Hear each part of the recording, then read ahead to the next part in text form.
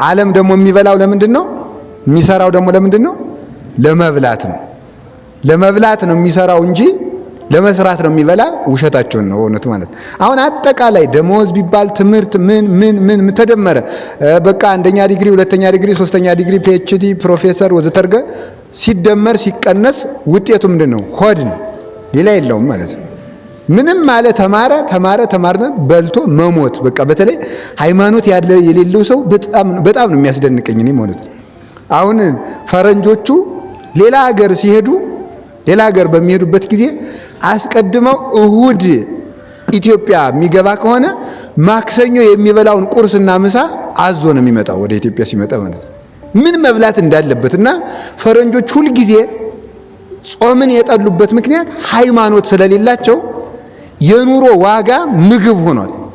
የኑሮ ዋጋ ምግብ፣ ልብስ። አሁን ታውቃላችሁ በየጊዜው ሰው በልብስ የማይረካበት ምክንያት ምን እንደሆነ ታውቃላችሁ? ሰው በልብስ የማይረካበት ምክንያት መኖር ማለት መብላትና መልበስ ነው ብሎ ስለሚያስብ ነው። መኖር ማለት መብላትና መልበስ። ሃይማኖት ያለው ሰው ግን በአንድ ልብስ በሁለት ልብስ ይረካል፣ ህሊናው ያርፍለታል። አሁን አያችሁ የሰው ልብስ ምን ያህል ጊዜ እንደተቀየረ ታውቃላችሁ? አሁን የሴቶች ልብስ ምን ያህል ጊዜ እንደተቀየረ። የሆነ ጊዜ ጥልፍ ቀሚስ ነበር፣ ከዛ ደግሞ ወጥ ቀሚስ መጣ። ወጥ ቀሚስ ሆኖ ሌላ ይሄ አሁን ከሚሰፋው የሚሰፋ ከላይ እስከታች። ከዛ ደግሞ ጉርድ ቀሚስ የሚባል መጣ። ከዛ ደግሞ ሱሪ የሚባል መጣ። ከዛ ደግሞ ሴቶችም በቃ ያው ከገበሬ ቁምጣ የማይሻል ቀሚስ ደግሞ አበጁ ማለት ነው።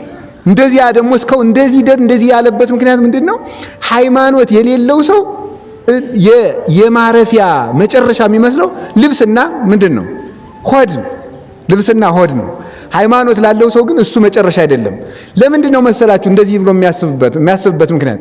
እንደዚህ ብሎ የሚያስብበት ምክንያት ሃይማኖት ከሌለ ትንሣኤ የለም እና ሰዎች ምንድን ነው ልብስ በጣም በመለዋወጥና ምግብ በመለዋወጥ የሚደሰቱበት ምክንያት ሞትን መጨረሻ አድርገው ስለሚያስቡት ነው።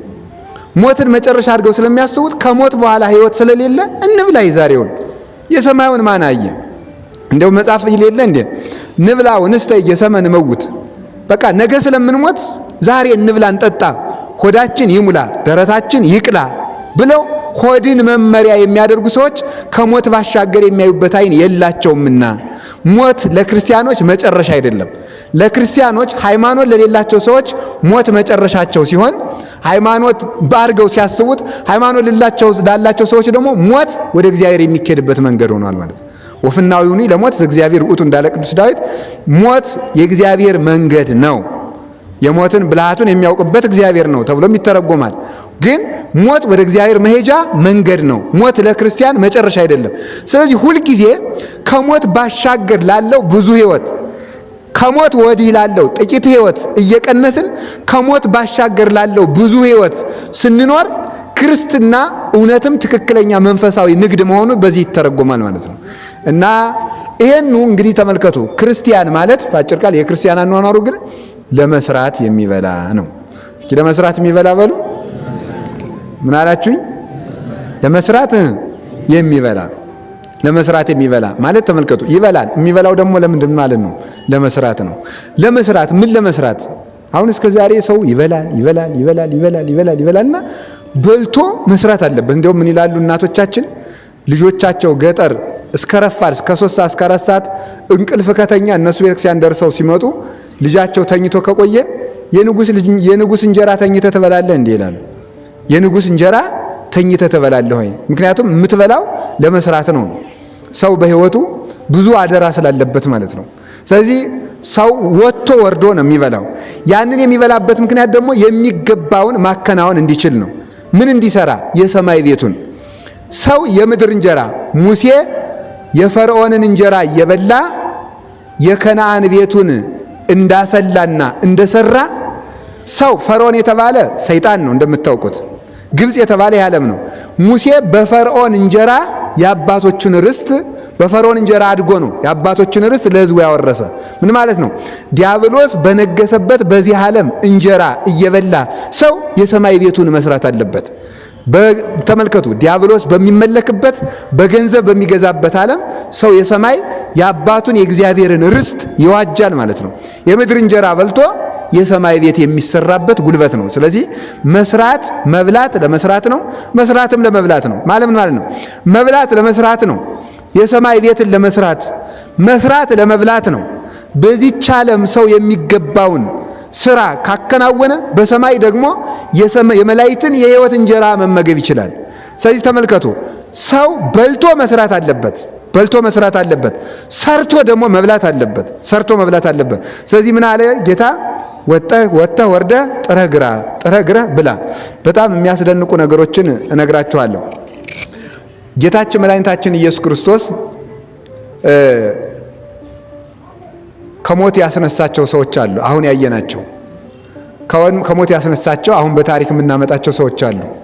እነሱን ካስነሳ በኋላ ቀጥታ ምን እንደሆነ ያለ የሚበላ ስጧቸው ነበር የሚል ጌታችን መድኃኒታችን ኢየሱስ ክርስቶስ ከሞት ተለይቶ ከተነሳ በኋላ ምንድን ነው ያደረገው? ከሐዋርያት ጋር አብሯቸው አሳ ነው የበላው። አብራሳ በላ እና መብል የትንሣኤ ማረጋገጫ ነው ማለት ነው።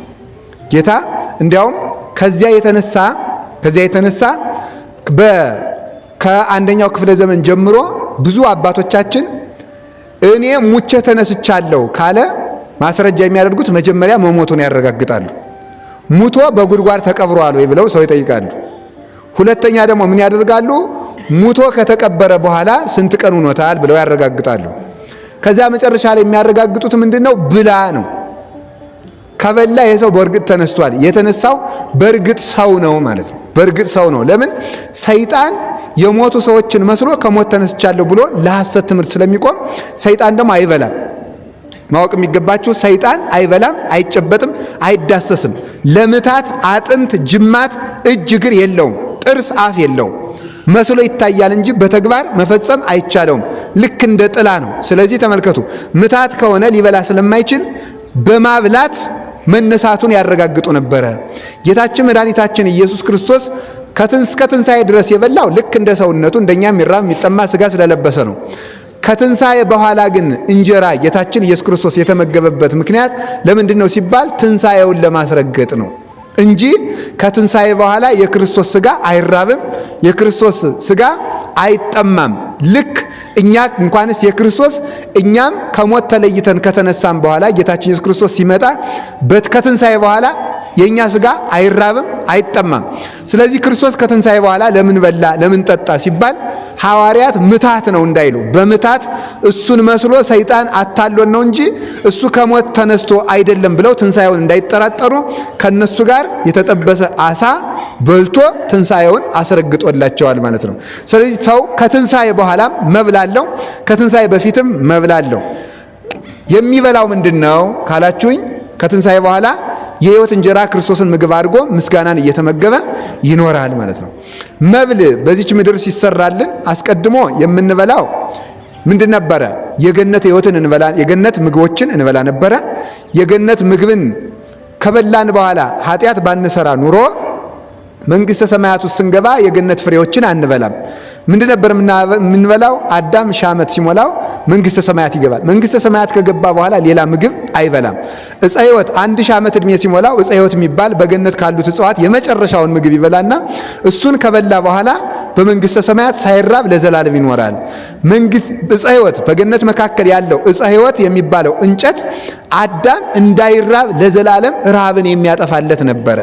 በኋላ አዳም በበደለ ጊዜ ከገነት እንዲወጣ ተደረገ። ከገነት የወጣበት ምክንያት ምን መሰላችሁ? አዳም የዘላለም ኃጢአት ስለሰራ የዘላለም ሕይወት አይገባውም። የዘላለም ሕይወት የሚያገኘው ደግሞ በዕፀ ሕይወት ነበረ። ዕፀ ሕይወትን ከበላ ደግሞ አይሞትም። ስለዚህ የኃጢአቱን ዋጋ ሰው የዘራውን ስለሚያጭድ ኃጢአትን ዘርቶ ሕይወትን ማጨድ ስለማይቻል ኃጢአትን ዘርቶ ሞትን ነው ማጨድ የሚቻለው። ለምን? የኃጢአት ደመወዙ ሞት ስለሆነ። ስለዚህ አዳም ኃጢአትን ዘርቶ ሕይወትን ማጨድ ስለማይችል ከዕፀ ሕይወት እንዳይበላ ከመይባ አዳም ተመልከቱ ውስተ ገነት ታቢሎ ውስተ ገነት አዳም ተደፋፍሮ ወደ ገነት እንዳይገባ ተመልከቱ። ወይብላ ዕፀ ሕይወት ከዕፀ ገነት መብላት እንዳይችል እግዚአብሔር አዘዞም ለሱራፌል ዘውስተ ደዊሆሙ ሰይፈ እሳት እንተ ትትመያየጥ የምትገለባበት የእሳት ሰይፍን በእጃቸው የያዙ ሱራፌልን ገነትን እንዲጠብቁ አደረጋቸው። ለምን ሲባል ለአዳም ለዘላለም ረሃብን የሚያርቅለት እንጨት እንዳይበላ ማለት ነው። እንዳይበላ። ስለዚህ የሰው ልጅ በምድር ላይ በገነትም ረሃብ አለ። በገነት የሚበላው ግን የገነት ፍሬዎችን ነበረ። ከዚያ በኋላ ግን ከ1000 ዓመት በኋላ ዕፀ ሕይወት የሚባለውን ሲበላ የዘላለም ረሃብ ይርቅለታል። በጣም የሚደንቀው ረሃብ የሚርቀው በመብል ነው፣ እንደምታውቁት ነው። የዘላለም ረሃብም የሚርቀው ደግሞ በምንድን ነው? በመብል ነው። ኃጢአት የሚያመጣው ሞትን ነው። ኃጢአት ሞትን ካመጣ በኃጢአት የመጣው ሞት የሚርቀው ደግሞ በሕይወት ምግብ ነው። እስከዚያው ድረስ ሰው ወጥቶ ወርዶ እንዲበላ እግዚአብሔር አዘዘው። ስለዚህ በረፍት ሆነ ገነትን እንድትበላ ካልወደደልህ በዚች ዓለም ወጥተ ወርደ ጥረህ ግረህ ብላ አለው እግዚአብሔር። ምን አለው? ብላ በሀፈ ገጽከ ወጥተ ወርደ ጥረህ ግረህ ብላ